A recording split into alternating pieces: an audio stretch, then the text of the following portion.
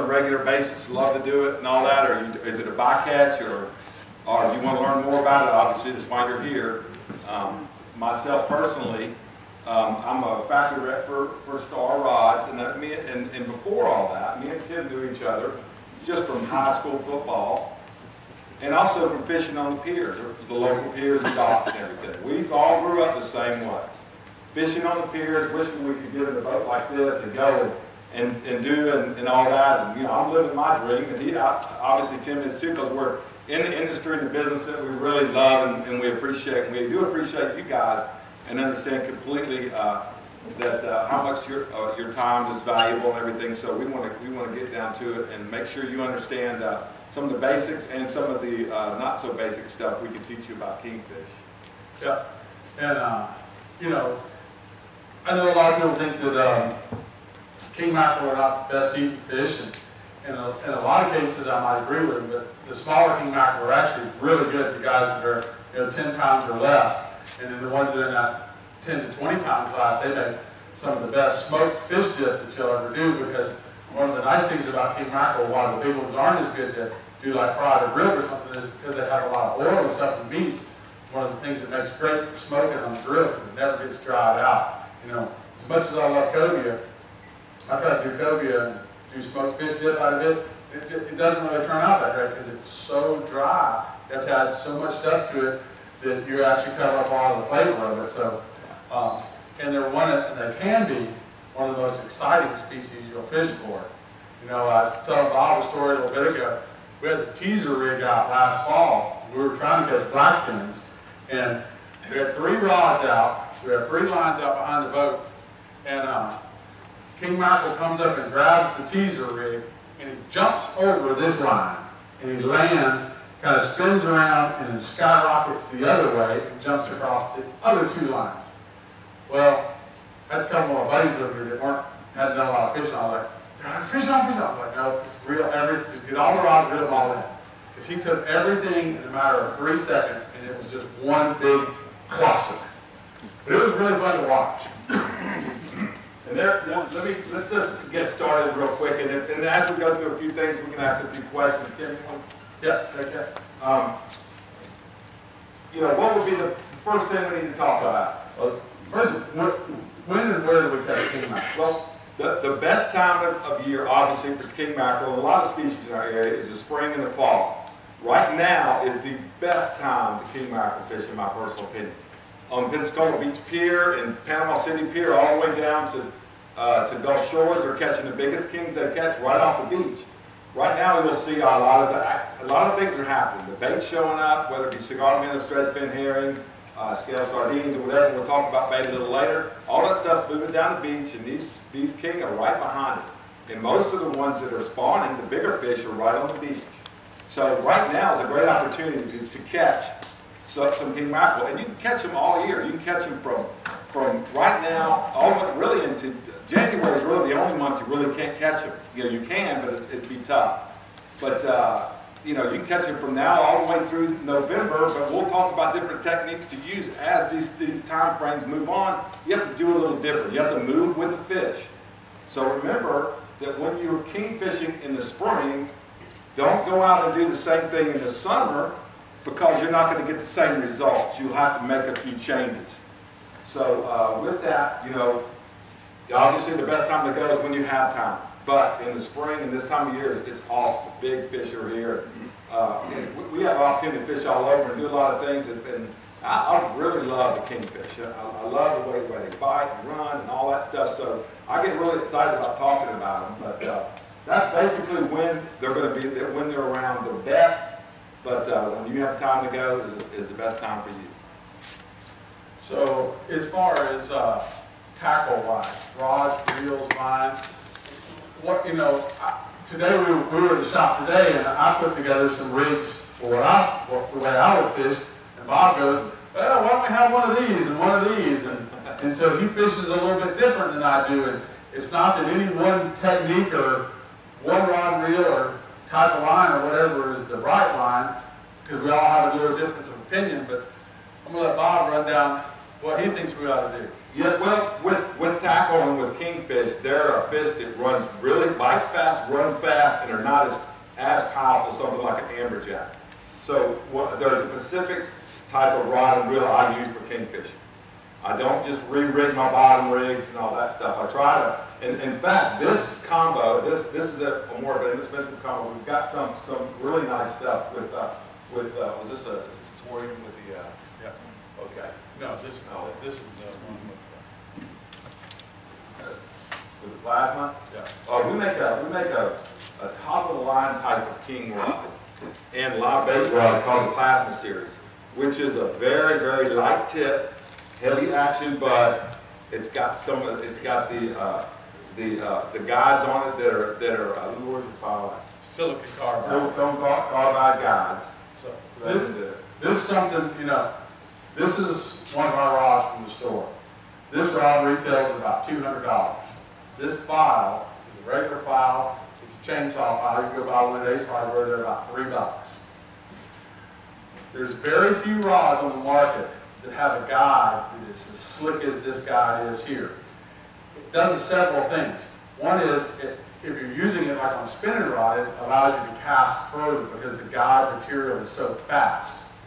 It's also a very slick material, so your line holds up much better. But if I took this regular little file, and took a 150, whatever price rod, and filed on this guide, what I'm going to show you here in a second, I'd cut through this in seconds. But silicon carbide is the same substance that make cubic zirconia rings out of. It's the second hardest substance we have. I've got a few of those, buddy. So if I take my regular file and this $200 rod, you'll blow the teeth off the file, but you'll never mark this material. It adds about $50 to the price of a rod to have this type of guide on it. And Star are one of the few out there on the market that actually offer this. And I'm going to pass this little combo around so everybody can kind of see it, feel it, and see how it does. And just let that kind of go around the room.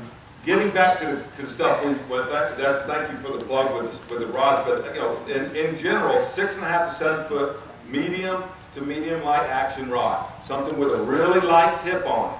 You don't want all roller guides on your kingfish tackle or something like that. You want something that you can handle. It's really light.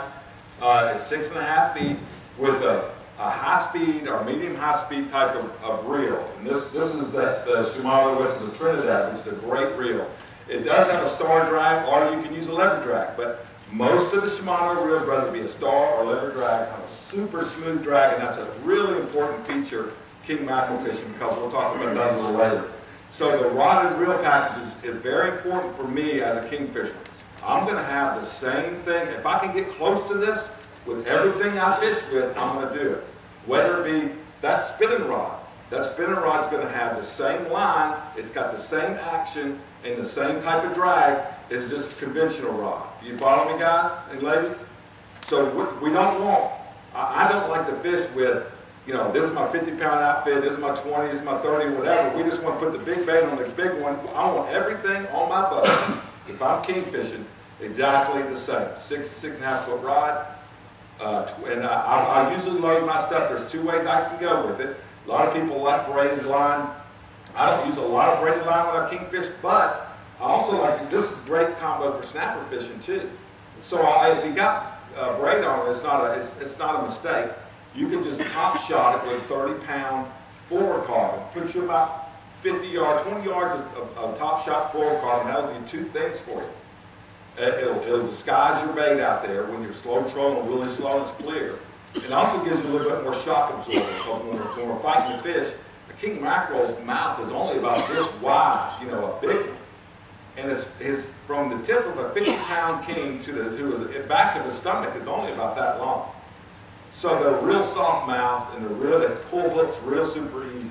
So when you're using the braided line, it's better to have a shock absorber in there sometimes, and it'll be more forgiving. That's why the tip of the rod is more forgiving too, when he takes that big run. But now we understand what we need. We need 20 to 30-pound monofilament, 30 to 50-pound braid, at least 300 yards of line. If your buddy comes on, he's got his favorite rod and reel, and he steps on your boat, and you look at it, you see it's half spooled with, 40, 50 pounds something, and he wants to fish with it, you're just going to have to say, man, I got to have 300 yards, because I'm fishing for it. Every time I kingfish, I want to catch a 30-pounder. I have the tackle to do it. 30-pound king is awesome. It's a great 50, we call them 55 and 60 pounds around the rigs and stuff, and even offshore here. So I want to be prepared for that, especially this time of year. And you can't be prepared for it if you've got one piece of equipment that's not quite right. So, we brought spinning rods and conventional rods. Is conventional better, spinning better? Where do I really need to have one or the other, or can I have whichever one suits me as an angler?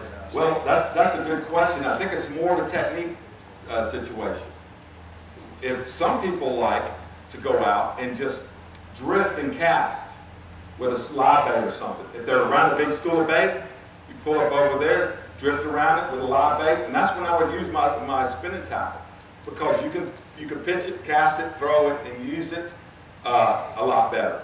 Also, when I'm bottom fishing or something, I love kingfishing while I'm bottom fishing. I'm going to use my spinning reel and throw it out the back of the boat with a live bait or a dead bait on it. It's called a fly line rod or whatever. So with that, that's when I'll use the spinning rod. But if I'm truly going to go kingfishing and either live bait and slow troll or just troll, I would rather have a conventional stuff out there. But I always have a spinning rod on my boat ready to go for a king mackerel with a wire leader and everything on it, because a cobia can swim up and everything else. Does that answer your question? Yeah. Yeah. The rig, the tackle is very, very important. You can't give, how many of you got it? I've got 5 or 10 of them. Senator 4-aughts with a big solid glass rod and all that. And this is how I'm going to catch my 50-pounder. It just doesn't work. They don't work. You can catch them, but you're going to lose a big fish just because it doesn't have the variables that you need. You need something with a smooth drag, a lot of line, something with a light tip, and everything else. You don't want to John Wayne a kingfish. You don't want to do it. So, with that in mind, talk a little bit about drag and drag pressure. Because most people, I think, kingfish with way too much drag. Oh, absolutely. And I set one of the rods up specifically for that, Tim. I got a leader on here. I want you to grab the business into this, and then we'll go from there. The thing about kingfish, it doesn't matter if he's 30, 15, 20, or whatever. He's going to make it. He's going to run. He's going to go. And so just a matter of time. So I usually, I fish with a guy named Marcus Kennedy. I don't know if any of you guys know who he is. He's from Mobile, and he fishes all national kingfish circuit and all that stuff. And he's real particular about how many pounds of drag he has on it. You don't have to do that. But I can take a scale and we'll put 3 to 4 pounds of drag, and that's about it right there. I may put a little bit more on. Because what happens, like I told you before, if you put too much drag and just dog him down, they're strong fish and they've got real soft areas where they're hooked. So they just blink and they're gone. Almost like a trap. It's very, very similar, yeah. So you want him to run out. You want to keep him tight and run. Let's say a 30-pounder bites. It's not just going to go, it's going to go, it's going to go. Just consistent. It's going to be consistent. I knew that was coming as soon as I said it. Because I know temper. But so let's say he's really going fast. You're freaking out. You're going, oh my goodness, he's going to spoil me. No, just relax. Let him go. Let him do his thing, get to the bow of the boat. We'll talk about catching him a little later. But get to the bow of the boat, get everything situated, and then start fighting. But once he takes 50 feet and all of a sudden you grab a reel, put your thumb on it, it's just going to go thunk, and you're gone. You won't know what, you won't have any idea what it is. Very seldom. There's 1 in 50 times you may hook him right, where you can do whatever you want to do to a 30-pound king and he'll come to the boat. But for the most part, you're going to break them off, or you're going to lose them because you got to let them fight. Pull the drag in, and just watch it one more time. See, it is very super light, but they're fast and they're not very powerful. And another thing you can hold the spool for just a second. Yeah. See, we can put a lot of pressure on this rod, but if we do that right there, bing. And there's a couple things. They're going to make 2 major runs. Most every time. Anything over 30 is going to make 2 runs. So the first one, and he's gone. And we finally kind of got him stopped with the bow of the boat. We'll talk a little bit more about fighting fish a little later.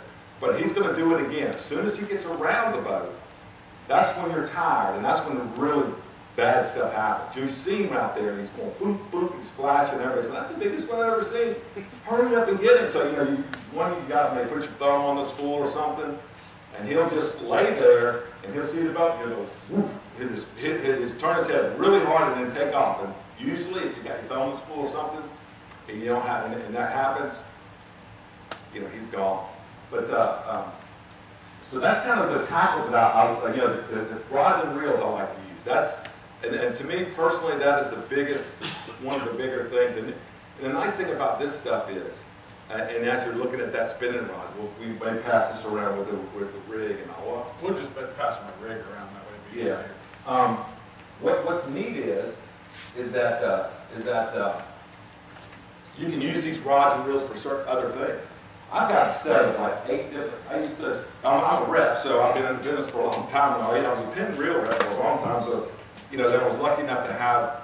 I've got a set of this kind of stuff. They're just specifically for king fishing, wahoo fishing, and everything. We've caught wahoo over 100 pounds on this outfit. Plenty of times. I caught 3 over 90 in one day, a wahoo around the oil rigs in a kingfish tournament with 25-pound line. So don't think that you can't catch these bigger fish, especially pelagics. They're pretty predictable.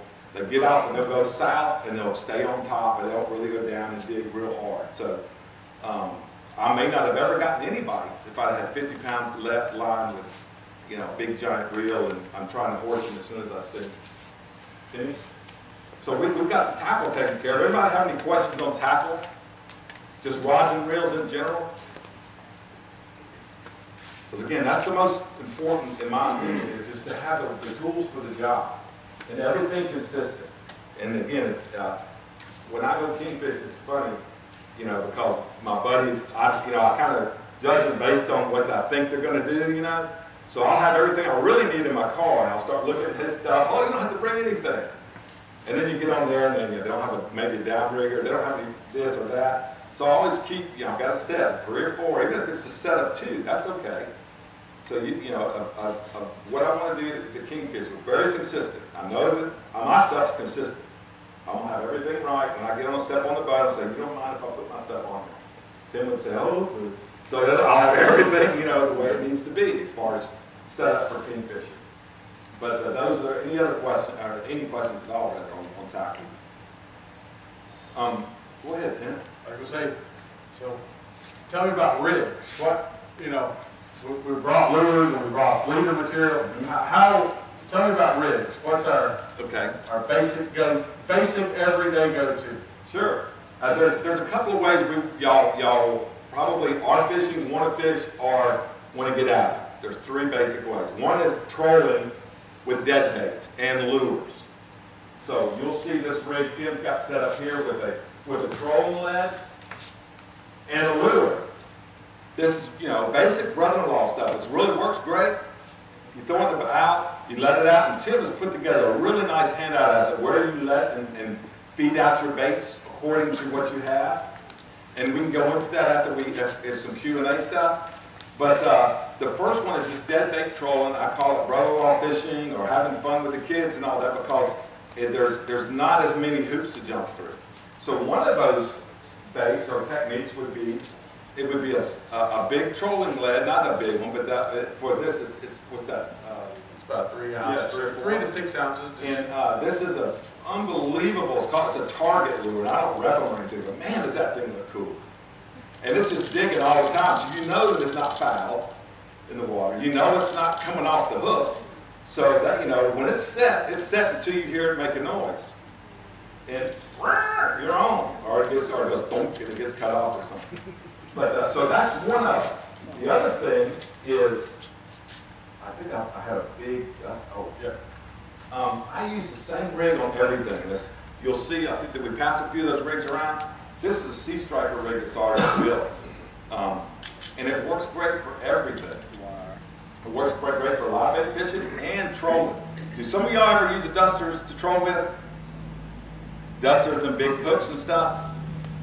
I don't mind using the duster itself with a dead bait, but I'll use my king rig and slide the duster on. Does everybody follow me? I'm still hooking the cigar minnow, or I only troll dead baits with cigar minnows. Don't try anything thick, thread fin, or anything. It's just a rudder that just twist everything up.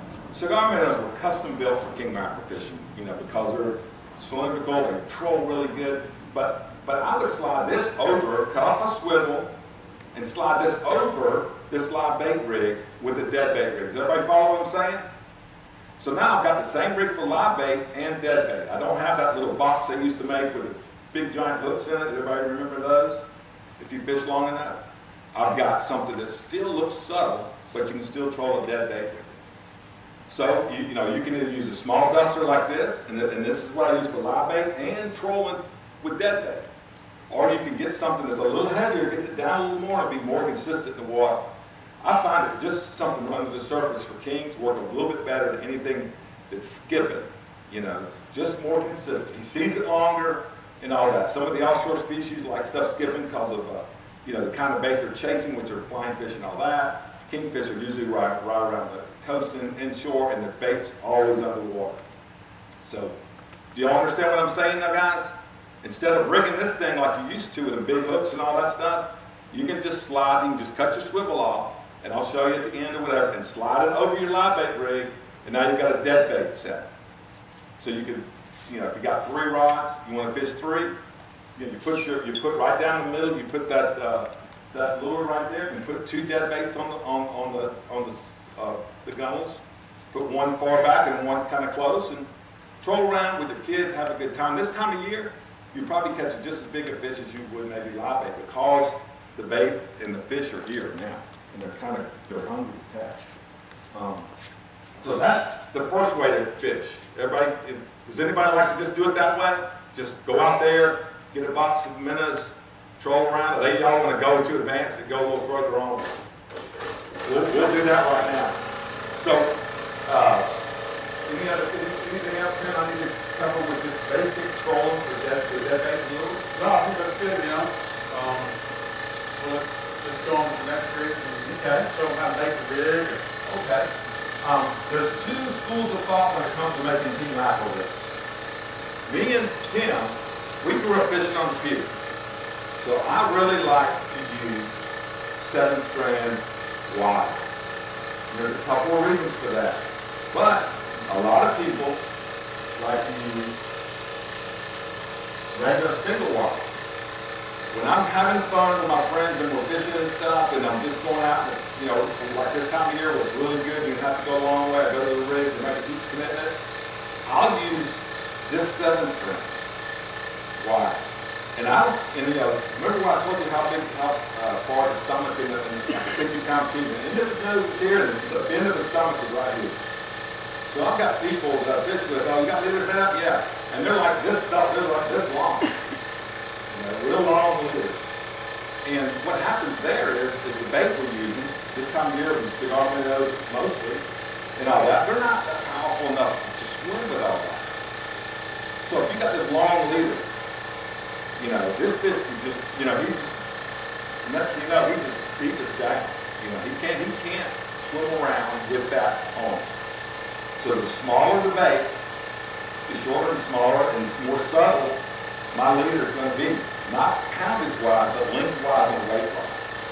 It's just like, if you got somebody in prison who's got a 50-pound ball on his leg, he ain't going to make it very far. You line that thing up, he can almost slide in the pocket. He can go. It's the same principle. And I'll show you how to tie one of these rigs. And it's a little different than you've made. And you can see those packages. This will be tied the same way. Basically what I do is I'll just stick it through the eye of the trailblazer with the back hook. And then I'll twist it around. It's called the 60-second key rig, because you're not standing there talking, you should be able to tie this rig. Yeah. So now wrap it around kind of snail-wise, wrap it around the shank. Now I'm going to slide it back through, and I'm going to show you guys at the end, whoever wants to see it again in slow motion. And I'll bring it right there. So now I've got that on. I've got my what they call a stinger hook or my treble hook. The next thing I want to do is I've got a nose hook. And here's the cool thing about doing it this way. Because let's say that I go to the bait road, I'll caught a bunch of big baits, like hardtails and big giant cigar minnows. But this time of year, those cigar minnows are huge. So I want to have a little link in my hook rig. So basically, you know, I'll just use my hand, or bait as big as my hand. I'll just kind of measure that out and just put this hook where I want it. Let's say right there. So now just wrap it in the end just like we did before. Now fire on through. Now I've got a hook rig, and I'll put a swivel on there, and I have caught. We have caught 55-pound kings on this rig with no problem. You don't need 8 miles of rig. You don't need, you know, I like to use 40 to 60 pound braided, and I usually use like a number of 7 or 8 maybe on nylon. Wire, single wire. The single wire is a little, I don't want to say it's more durable, but I just think that single wire is more consistent. Sometimes you get cut off with it because it's stranded, but this is quicker. So much quicker. You don't have to make 100 rigs to throw in the boat if you're just going to go with your friends. Because some of my friends are fishers, I promise you, they've got 100 different rigs. They've got 2 hook rigs, 3 hook rigs, eel rigs, rigs with that are dressed. Like you see that other one with a little Destin on it? That's what we call dress. So if you want to put this on front of your live bait, you can slide on there too. And just only thing you do with the swivel is you put the swivel on, tie overhand knot, and you twist the line back over itself, and I'll show you how that works as well. Or you can crimp it. Does everybody follow me? Is that pretty cool, or is that something? Did anybody learn anything on that deal? And, you know, you come up here after the thing, we'll show you how to do this. You can come to the store any day. All the guys at the store can tie this little rig. It's real quick and easy. And I sit down when we're watching TV at night and watching our favorite TV program.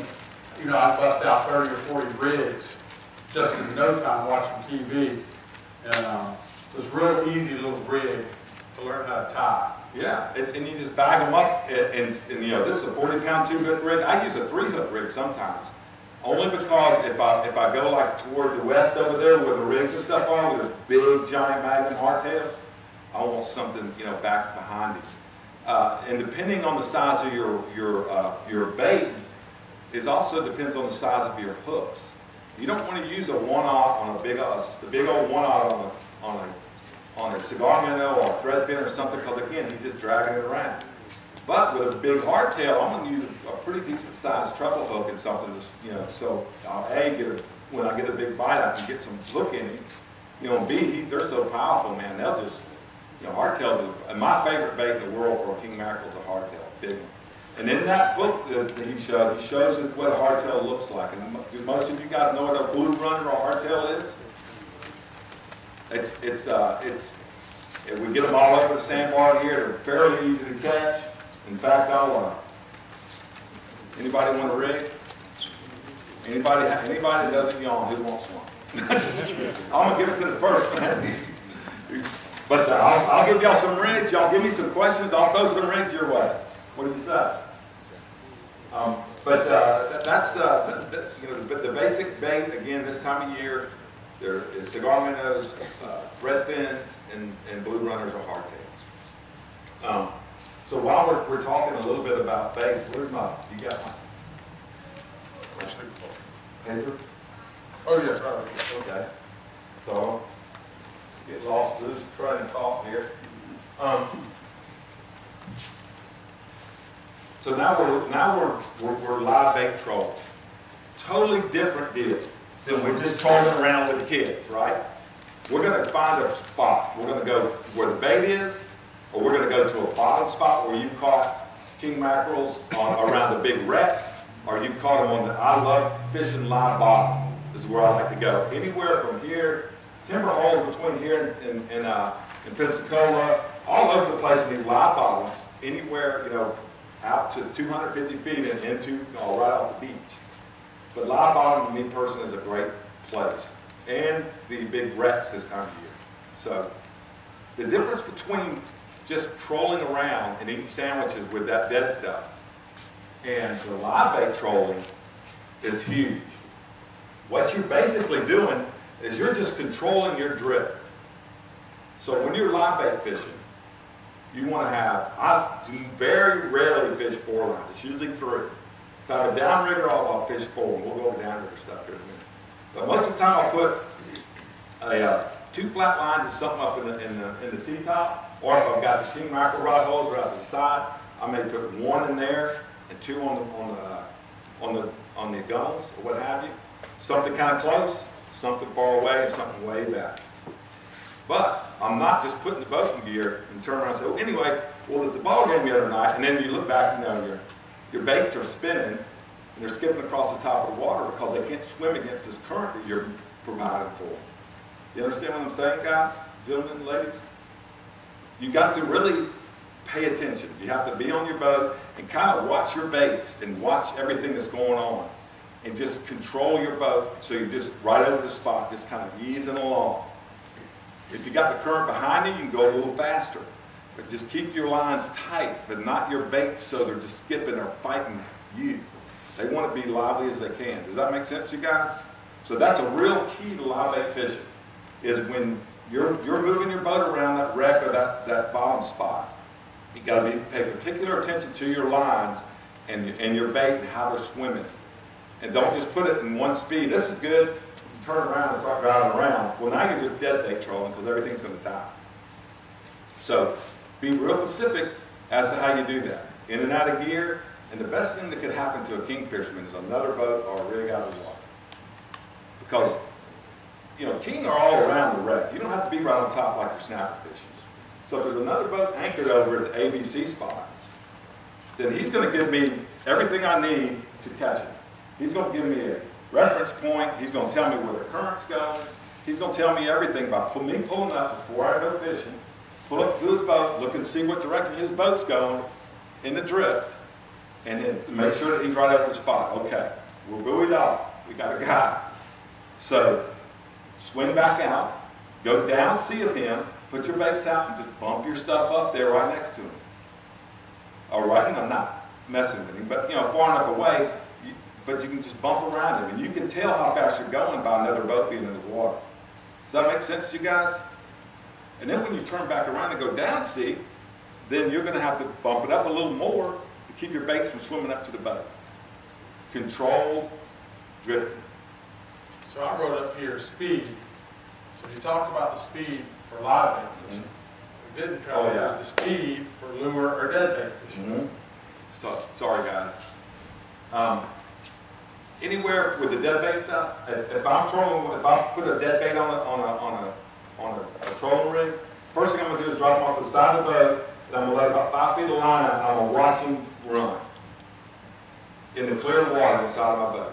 If he's going, I know I'm at the right speed, I know I've got my rig right, he's not spinning, and if he spins a little bit, just snatch him real hard and let him get back right there, and he'll eventually straighten up. Or you might have to reposition him on the hook. But if he looks good right in that clear water, then he'll look good 25 to 80 yards behind the boat. You know what I'm saying? Make sure everything you've got when you're trolling looks good on the side of the boat, whether it be 5 knots, 3 knots. The speed is kind of depending on the weather too. As if it's rough, you need to slow up. If it's nice and calm, you can go a little quicker. But if your lure looks good to you right there in the water, as you're going, you can just tell the guy, bump it up a little more. And all of a sudden he lines up, looks pretty good. Ooh, that's the speed. That's where we got to be. Drop everything down. Does that make sense to you guys? Does that answer your question? Yep. So, say here's my boat. You're talking about trolling 3 rods. You kind of basically got one here, and you said something about like a center rod. Yeah. We live bait fish or we just troll? Just talking about live baits right now. So, how do I know how far back these need to be? Where am I going to place my baits? Okay. Good question. Obviously obviously anything out of the tower of the boat's going to have more area to swing. So you want this one the furthest back. And I like to use a really frisky bait, you know, an Olympic swimmer. You've got one in your tank that's jumping out every third wave, grab him and put him back. Or a hardtail or a bigger bait.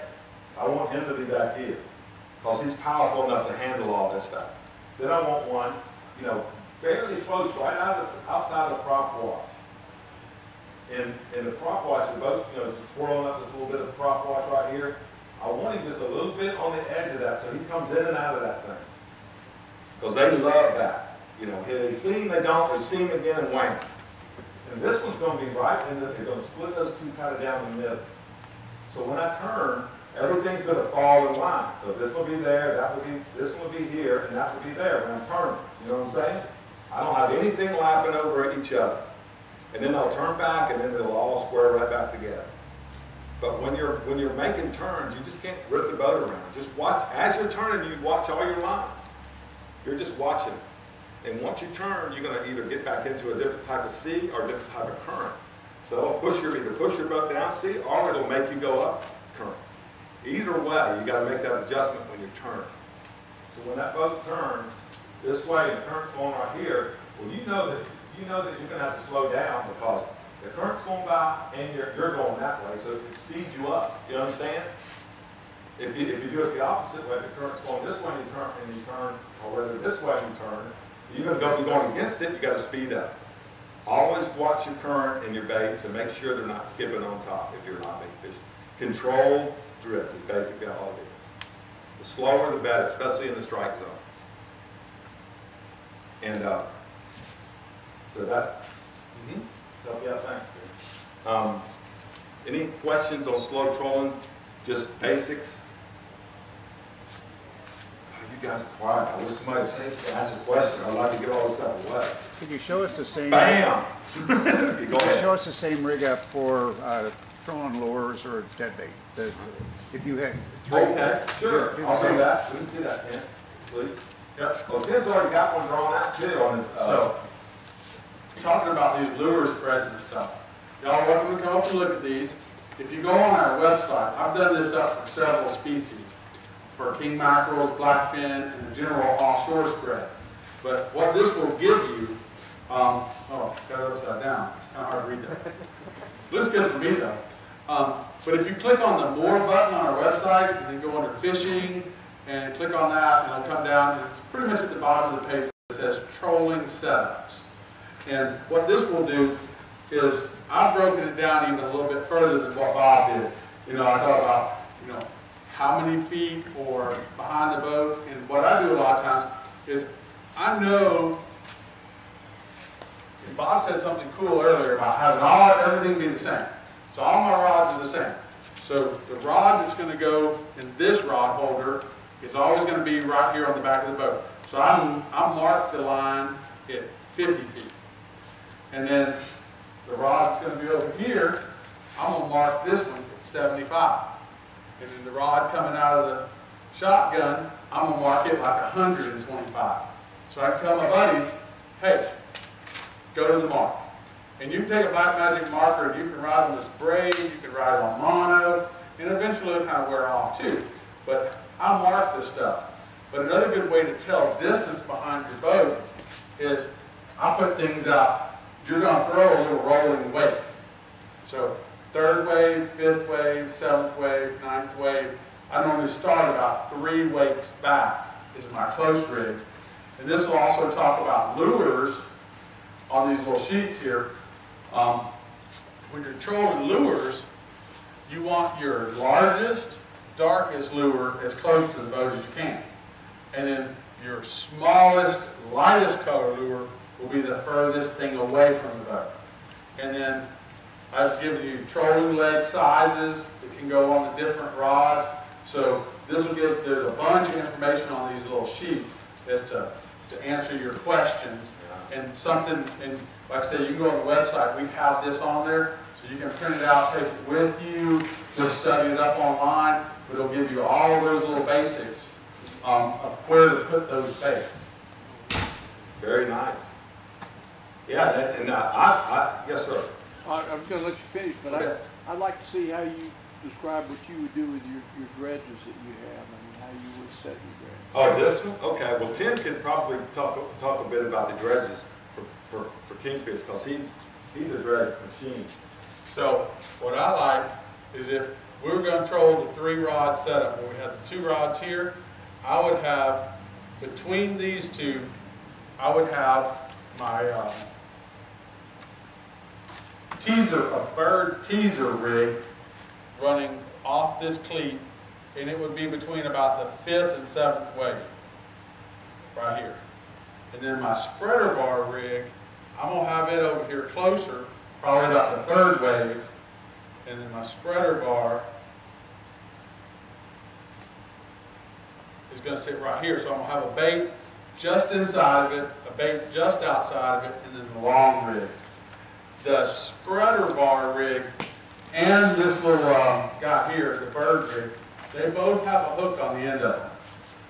I cut this hook off. I don't ever want to actually catch a fish on my spreader rig.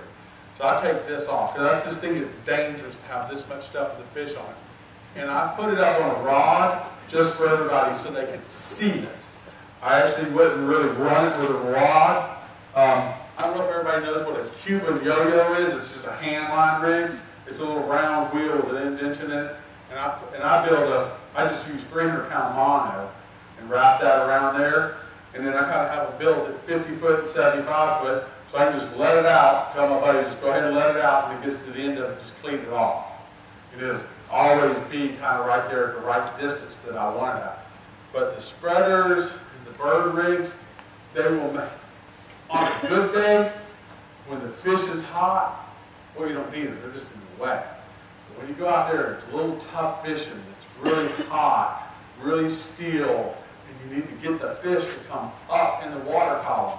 Spreaders and birds, whether it's king mackerel or tunas or wahoos or dolphins, and they can make all the difference on a hard to fish day when the conditions just aren't really right. Because, you know, for me, I think perfect king mackerel conditions are seas 1 to 2 feet, wind blowing 10 or 15 miles an hour.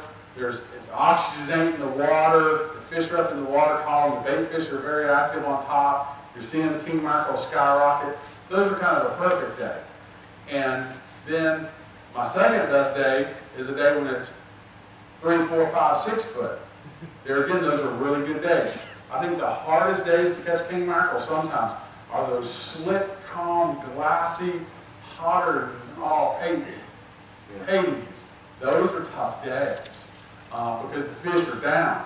One thing that Bob said is going to cover here in a little bit, downriggers and stuff, where you can fish deeper in the water column, they can make as much of a difference as can spreaders and teaser rigs.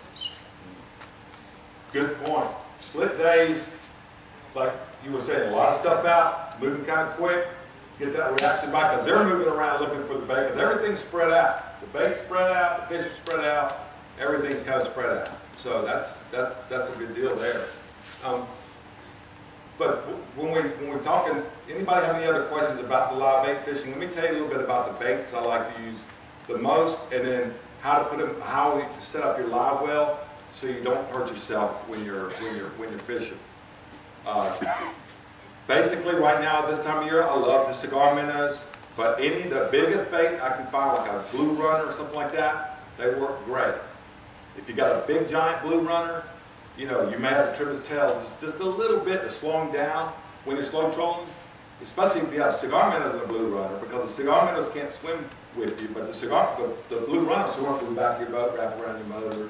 Y'all probably had that happen to you before.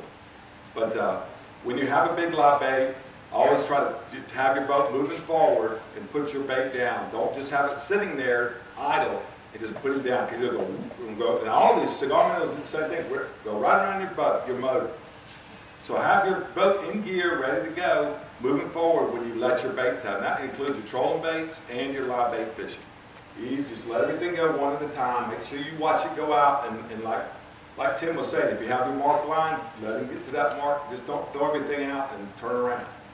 Get it all set up and to go when you're going to a spot. I like to troll into a spot and troll out of it. So I'm not going to just run up there and put everything out. I'll ease up in there just to see what's happening. Again, I've got my other boat marked in my spot, and fish around. Generally, if it's a good king bite, you'll get a bite within the first 15 minutes or so.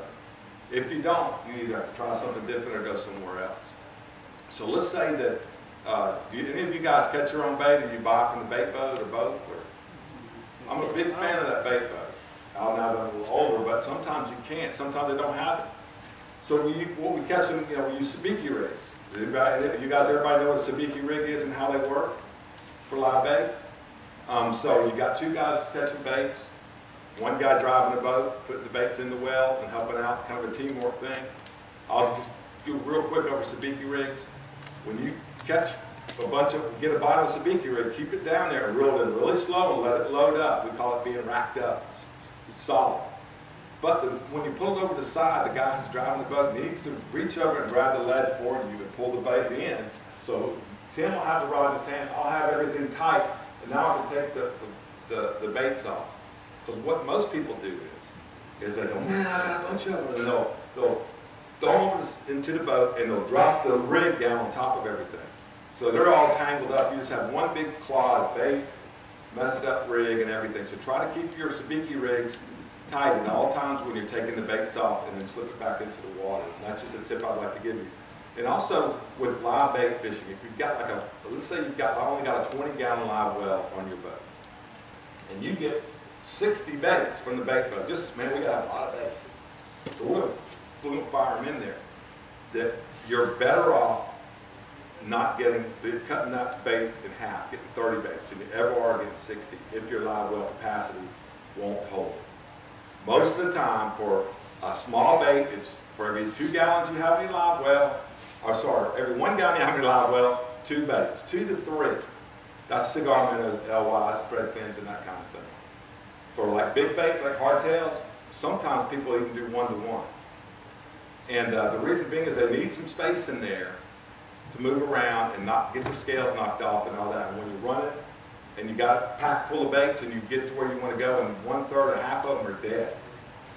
And you've killed everything you've worked for.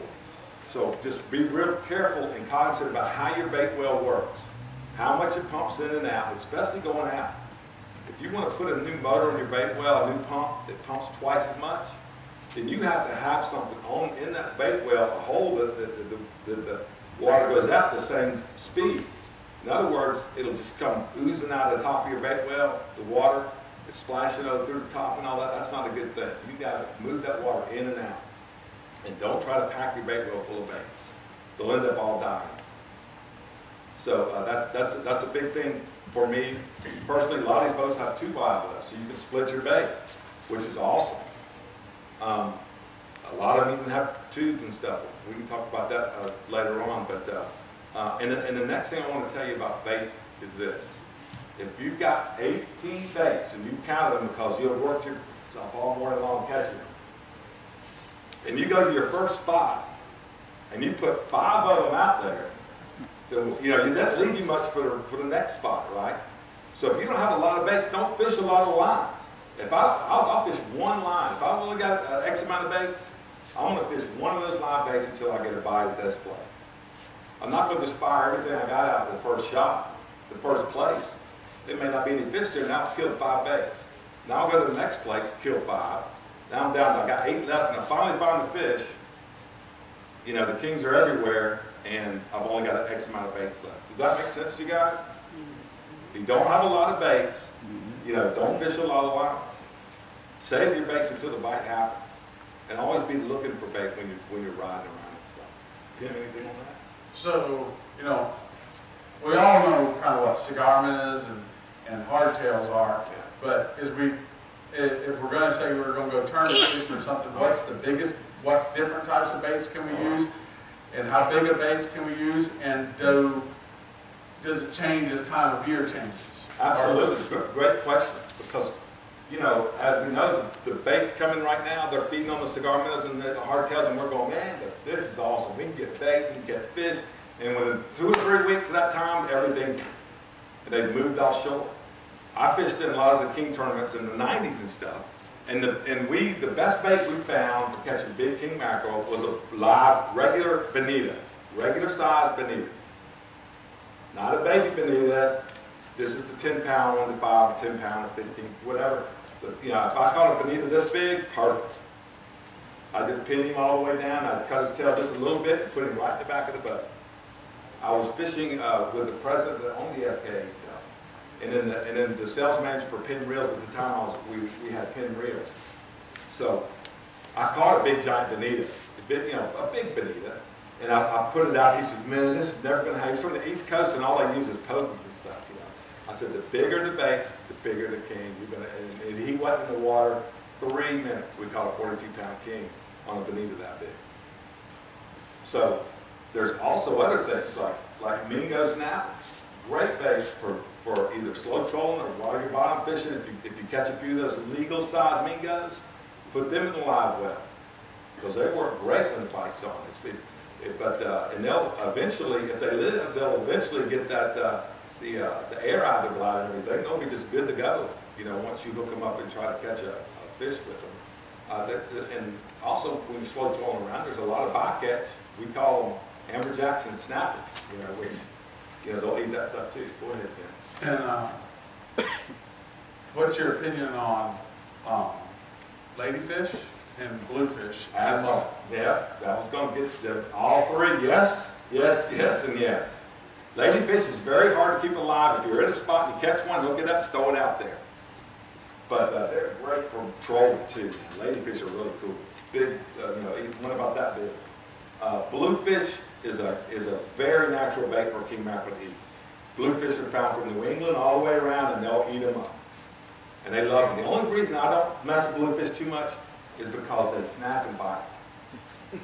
And I'm serious, they'll bite, they'll get you. You know? I could attest to that when I was about 14, tarpon fishing at the pier.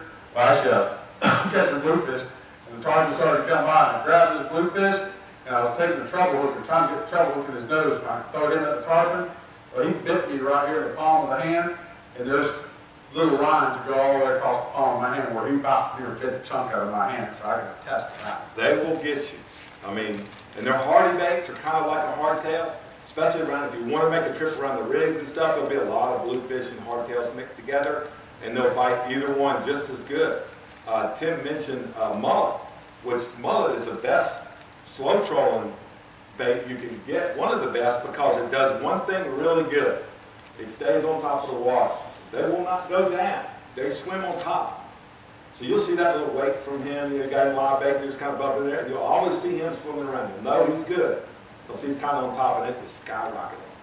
In Venice, Louisiana, in that area, in November, they got a big rush of big giant mullet that come out of the pass on the east side, west side rather, west pass. And the kings are just gorging on them, just knocking these big giant mullet out of the water. It's really cool to see. But so a mullet is a great bait. Tim's got white trout, another great bait to use for kingfish. The white trout thingy, you know, like if you went out this time of year, you could go out there and fish every day with a white trout. You're probably not going to catch, you're not going to catch a king mackerel.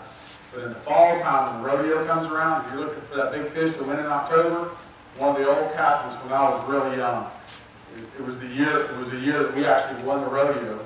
One of the years for the king mackerel, we caught one that was 48.9, and for about a week and a half, my captain, Art Cox from the Old Salt's trying to get me to fish for live white trout for king mackerel. I'm like, Art, king mackerel don't eat those things. You know, I'm about 16, I'm better.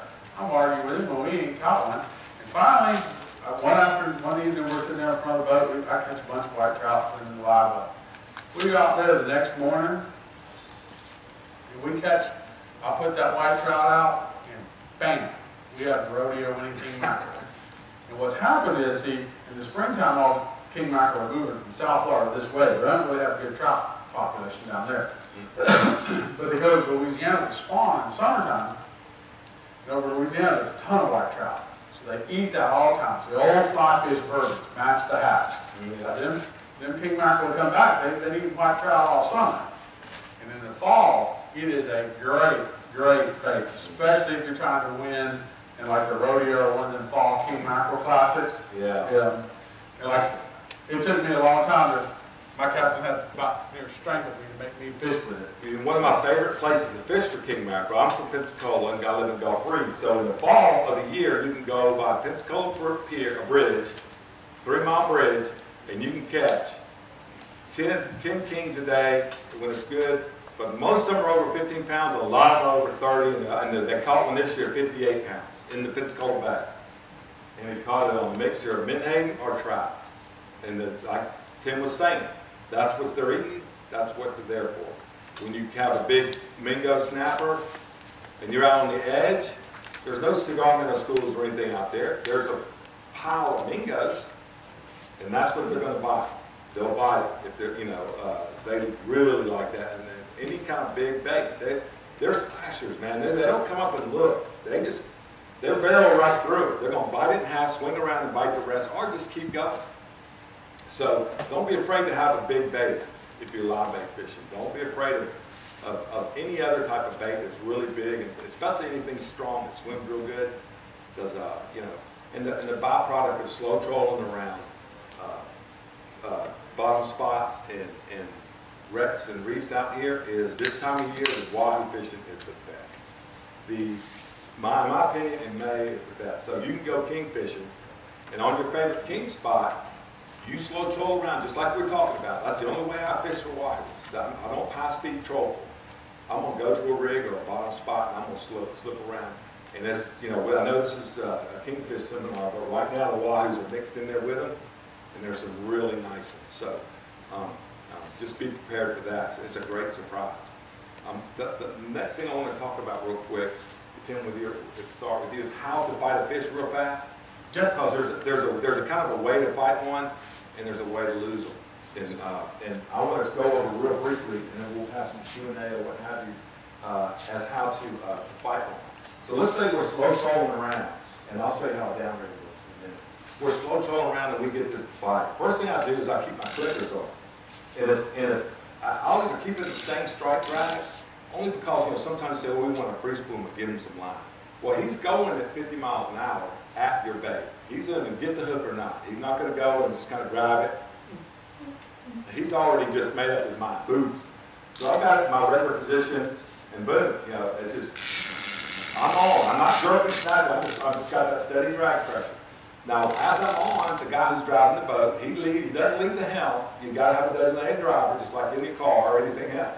Have him roll your boat around where you can go to the bow of your boat. The first thing we want to do is get you to the bow of the boat. So I'm going to reel around the gun, reel around. He's going to kind of pivot the boat around and keep you straight like this with the motor. And I'm going to get on the bow of this boat. And I'm going to fight him on the back. Because there's a reason for that. I can see, you can see him, and the driver can see everything. And he can turn the boat better going forward than he could if you're sitting in the back of the boat. He can't back the boat up, out single outboard or double outboards, as near as efficiently as this boat goes forward.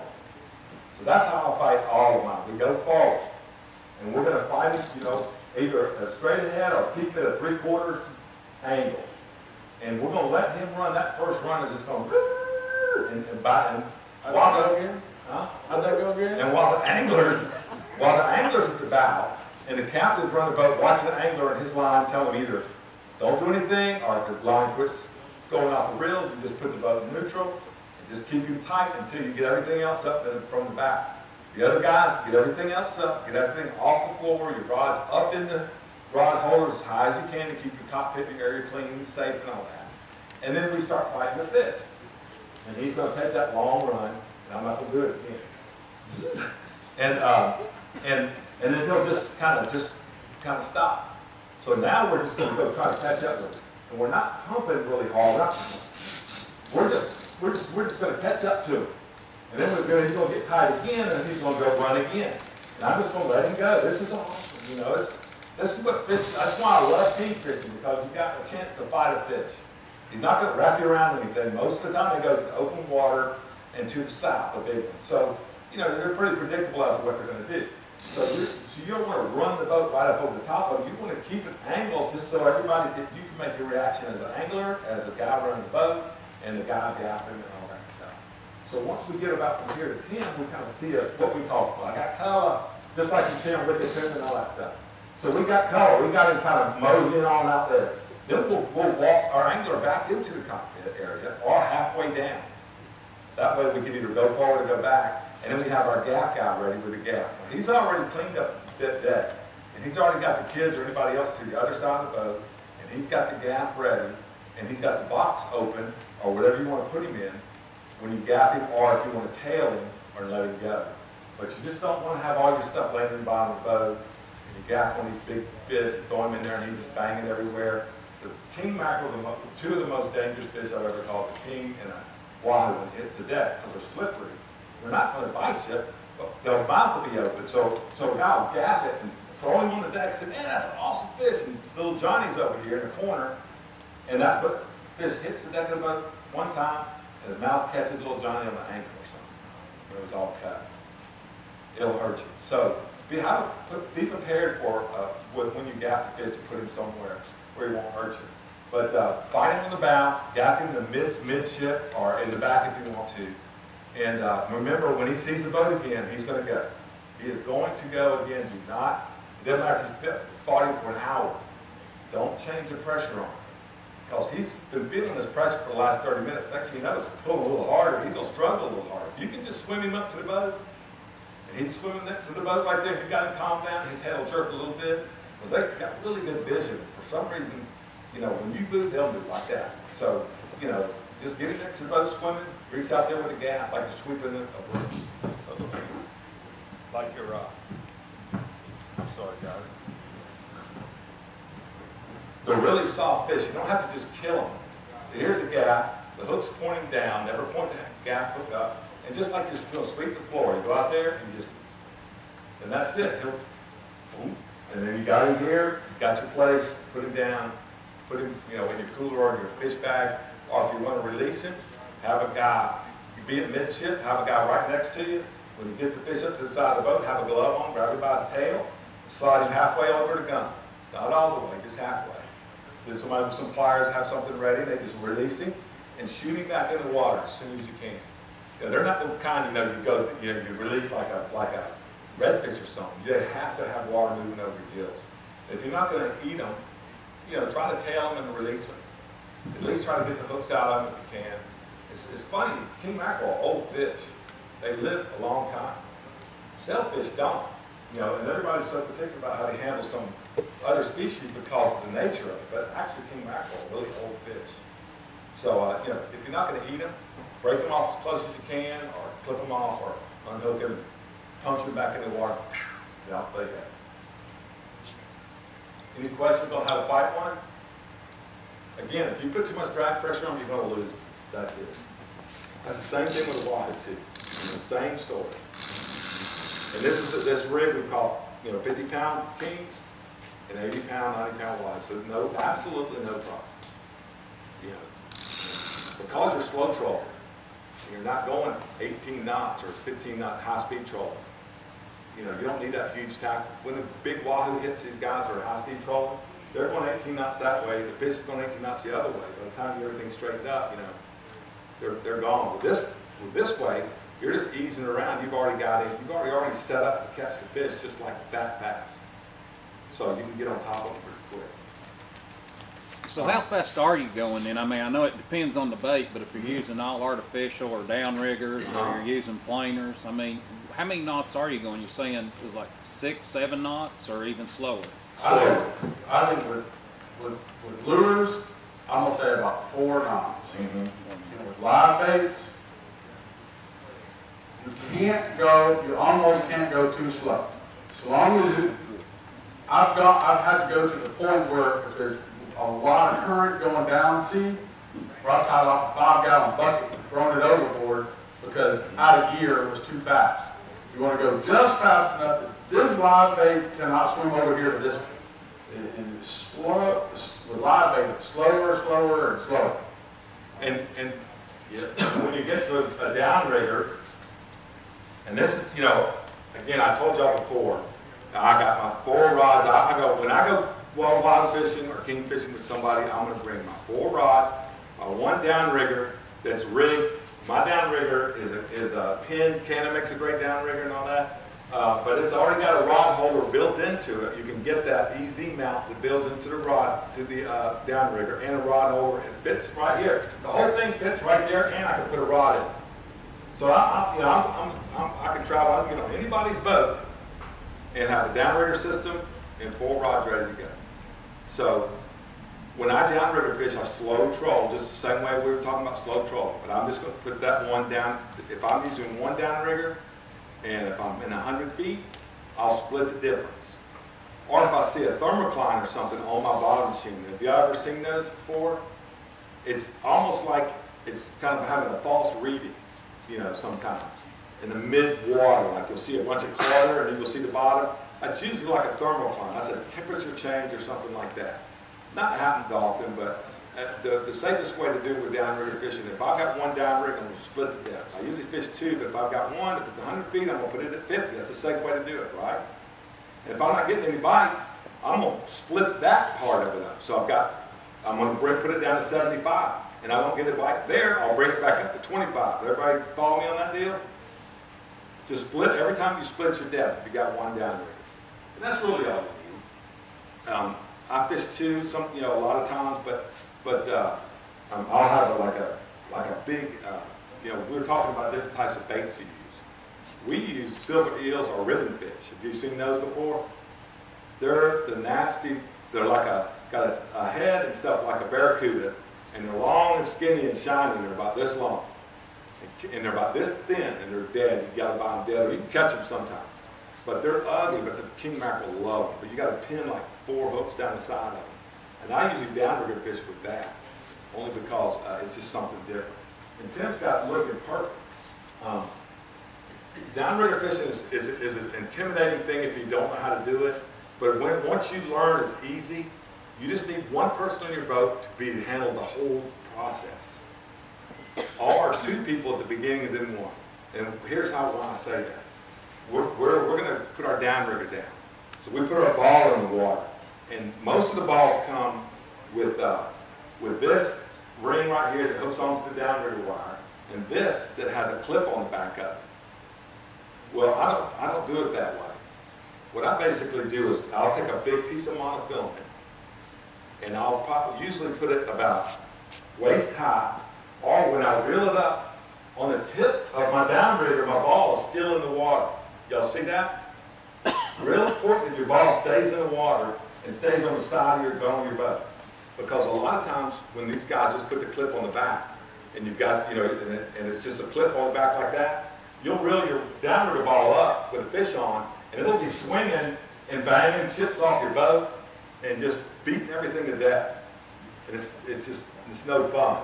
Really makes you mad when you just got a new boat and somebody just drops, reels up the downrigger ball and it's just swinging around, beating everything up. So this way, when you reel up to the very top of the downrigger clip, there's a little, what is this?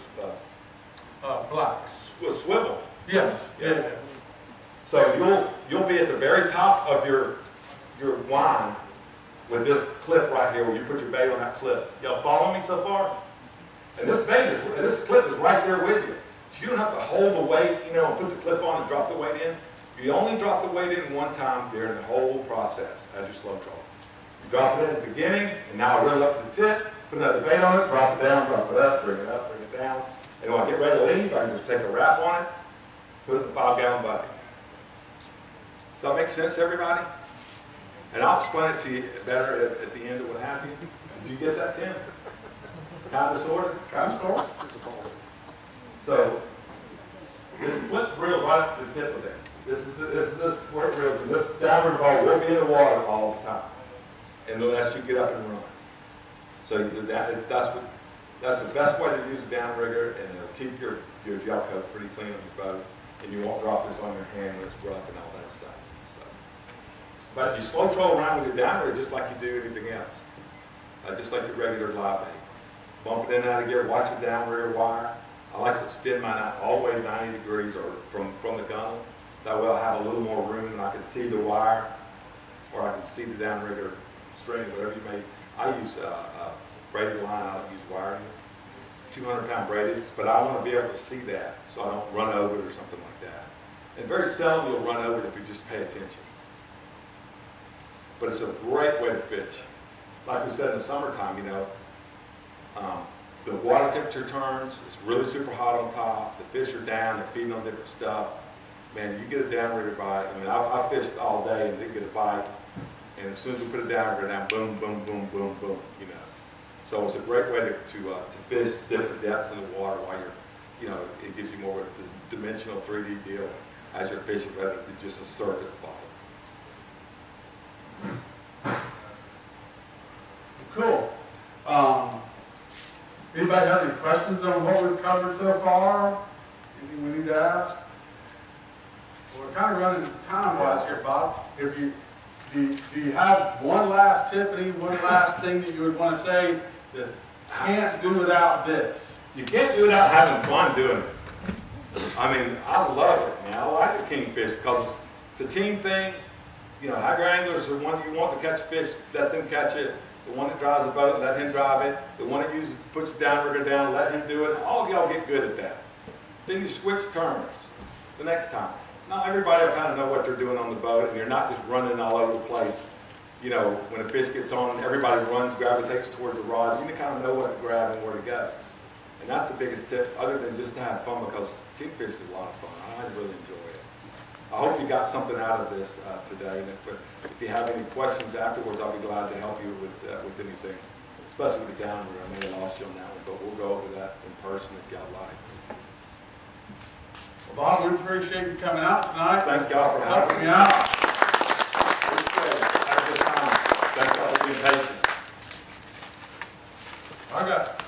Okay, who's caught the biggest king? Who's got the biggest king in the crowd? Give me a weight. 24 pounds in a kayak? That's a good one. 56. Oh, kayak. I'm in got 56. What the heck? Kayak, man. Blazed me on that one. Ooh, my bad. I missed. Here you go, sir. Give away, boy. You got hats, shirts, koozies, all kind of stuff up here.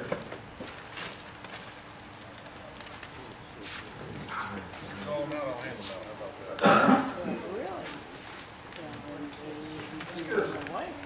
That's good, sir. All right, let's see here. David Smith. Where we go? What?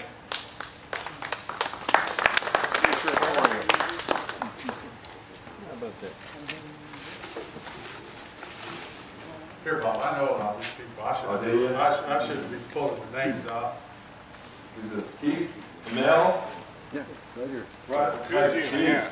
Go for it, brother. There you go. Thank you. You have some rope, you need to protect it. I do. Ray Johnson. Hey, right here. Old man Johnson's boy. There you go.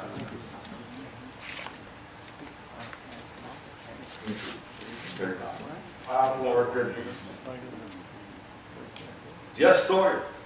Sailor? Sailor? Is it? My bad. That's all right. There you go, Joe. Yeah, all right.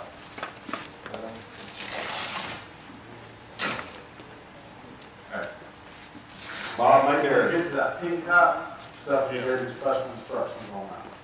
Hey, you go right over here.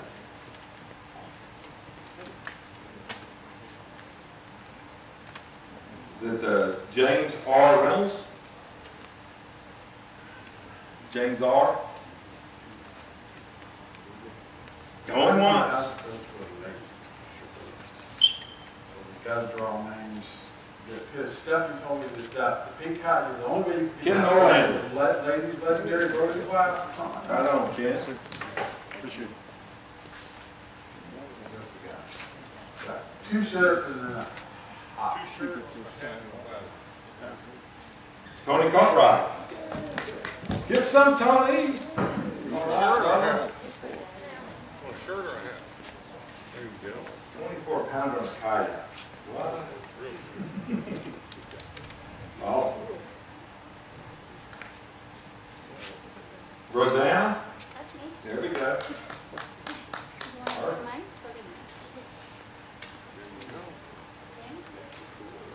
That worked out good. Yeah. Is that Cheryl Marshall? Charlotte Marshall? Sheila Marshall? I knew it was something.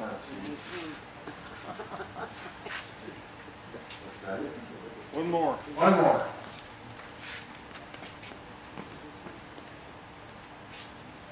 Jeff Marshall. Oh, That a boy, Yeah, Jeff. all done family. That's it. You just stuffed a box. If any of y'all again want to learn how to tie a rig or anything sidebar, I'll be here for a little bit. I appreciate y'all being patient.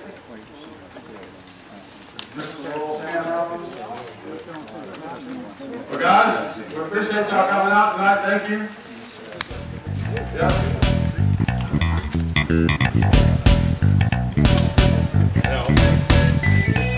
Yeah.